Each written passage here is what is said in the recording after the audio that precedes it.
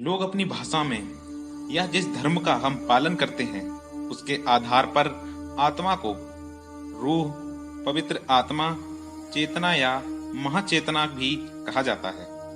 बहुत से लोग उसे वास्तविक आत्मा, अमर आत्मा, शुद्ध आत्मा और आत्मा भी कहते हैं। फिर भी आत्मा क्या है? क्या यह पूर्णतः आध्यात्मिक है? क्या यह धार्मिक नहीं है? नमस्कार दोस्तों, आध्यात्मिक विचार में आपका स्वागत है। सोल यानी आत्मा, आत्मा यानी सेल्फ, खुद का स्वरूप।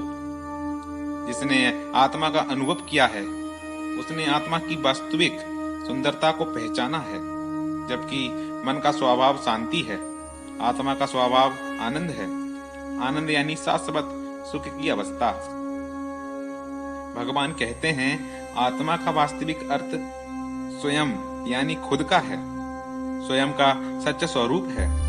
शाश्वत आनंद, शाश्वत सुख, आनंद हमारे भीतर ही है। हमारा सच्चा स्वरूप यानी आत्मा है, अनंत सुख का धाम है। और फिर भी आप विनाशी चीजों में अपना सुख ढूंढ रहे हो। मनुष्य जीवन का लक्ष्य आत्मा को जागृत करना है। आत्मा प्रत्येक जीव मात्र में होता है, उनका स्वभाव एक समान है, यानी प्रत्येक आत्मा के गुण समान होते हैं। अनंत ज्ञान, अनंत दर्शन, अनंत शक्ति और अनंत सुख आत्मा के मुख्य गुण हैं। जबकि भौतिक सुख जैसे कि प्रसिद्धि, पैसा, संपत्ति का स्वभाव विनाश है और ठीक वैसे ही असंतोष करवाता है। आत्मा शाश्वत है और ठीक वैसे ही उसके गुण भी। उदाहरण के लिए पैसा जीवन में सुख और आराम लाता है, लेकिन यह कभी भी आत्मा के जैसा अविनाशी सुख और आनंद नहीं दे सकता। इस कारण से सभी शास्त्रों का सार, आध्यात्मिक अध्ययन का विषय और आध्यात्मिक साधना ये सब एक ही है। अपने आत्मा को जागृत कीजिए।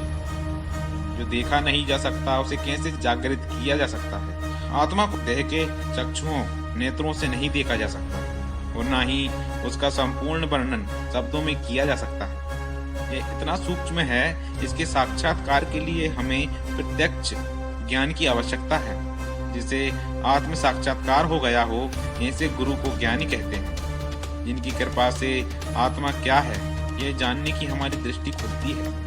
वह प्रकट ज्ञानी है जिसके पास दूसरों की आत्मा जागृत करने की सिद्धि होती है। जीवन केवल वह ही हमें आत्म साक्षात्कार का अनुभव करा सकता है।